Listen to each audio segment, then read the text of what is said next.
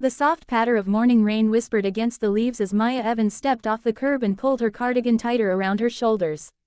The streets of Brookline Heights were just waking up, coffee shops flickering to life and delivery vans humming through sleepy intersections. Maya had grown used to the routine of early walks before her shift at the community center, where she volunteered to help underprivileged kids with reading and communication challenges. A tall black woman in her early 40s, Maya carried herself with the quiet grace of someone who had survived much and chosen, still, to give love away freely. She had warm eyes, tightly coiled natural hair tucked beneath a maroon beanie, and hands that always seemed to be reaching out, to comfort, to guide, to serve. It was on one such morning that she saw him. A small boy, no older than 5 or 6, sat alone on the edge of the park bench outside the pharmacy. His tiny frame trembled beneath a thin gray hoodie soaked by the drizzle. His shoes were untied, his face hidden behind a mop of dark curls, and his fingers twisted nervously around the hem of his sleeve. Something in his stillness was wrong. He didn't look up, didn't cry, didn't seem to know where he was. Maya slowed down, concerned. As she knelt beside him, he flinched but didn't speak. Her voice, soft and low, was met with silence. His lips moved, but the words never came. If you believe in kindness, second chances, and the quiet miracles found in unexpected moments, please like, comment, share, and subscribe to the channel, Kindness Speaks. Stories like this deserve to be remembered.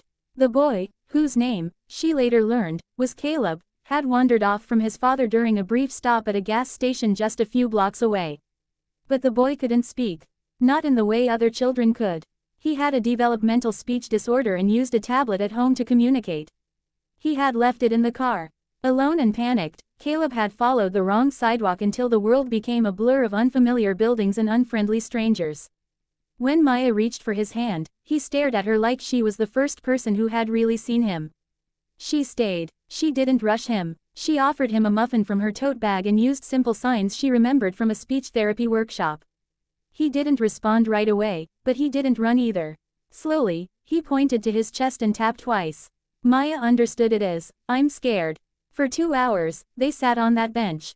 Maya called the police, then walked with him under her umbrella to the nearest substation. An officer recognized Caleb from a missing child alert sent in by his frantic father. But even when the officer knelt and spoke gently to him, Caleb clung to Maya's hand. He only relaxed when she promised to walk with him to meet his dad. When they arrived at the reunion point, a black luxury SUV parked near the police station, Caleb's father rushed out, tears running down his stubbled cheeks. He was younger than Maya expected, no more than 35, dressed in a navy blazer and designer shoes. His name was Grant Wexler, a tech entrepreneur and CEO of a wildly successful medical software company. But in that moment, he was just a terrified father who fell to his knees and wrapped his son in trembling arms. Grant thanked Maya again and again, barely able to form words. She brushed it off. Said any decent person would have done the same. But something in her quiet warmth struck him. He had built systems that saved lives, yet here was a stranger who had saved his. He offered money, which she gently refused. He asked for her name, her work, her story. She told him she volunteered at the Southside Community Center, worked part-time at a bookstore, and was taking night classes in early childhood development. She had no children of her own but had mothered hundreds of lost, scared kids in her neighborhood.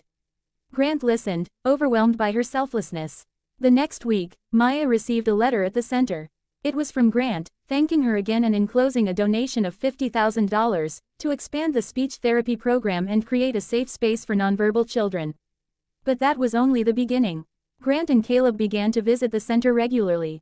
Caleb bonded with the kids, and his progress soared with Maya's help. And slowly, through many shared afternoons, Maya and Grant formed a friendship rooted in mutual respect and deep gratitude. Over time, the boundaries blurred. Grant would linger after class, helping clean up or bringing extra snacks for the children. Maya was cautious, wary of mixing emotions with duty, but she found herself drawn to him in ways she hadn't allowed in years. He wasn't just wealthy, he was thoughtful, humble, and wounded by loss. His wife had died 2 years earlier from cancer, and he had been raising Caleb alone since. They shared long conversations about grief, resilience, and purpose. And slowly, warmth blossomed between them. It was Caleb who pushed them closer. One rainy Saturday, he tugged on Maya's sleeve and used his device to say, "I want you to come home with us." Maya's eyes welled up. She had known love in her life, but never like this, never the kind that found you by accident, when you thought you were done hoping. Months passed. Grant invited her to dinner, then to meet his extended family. Maya, initially reluctant, began to feel something she hadn't dared to dream about: belonging.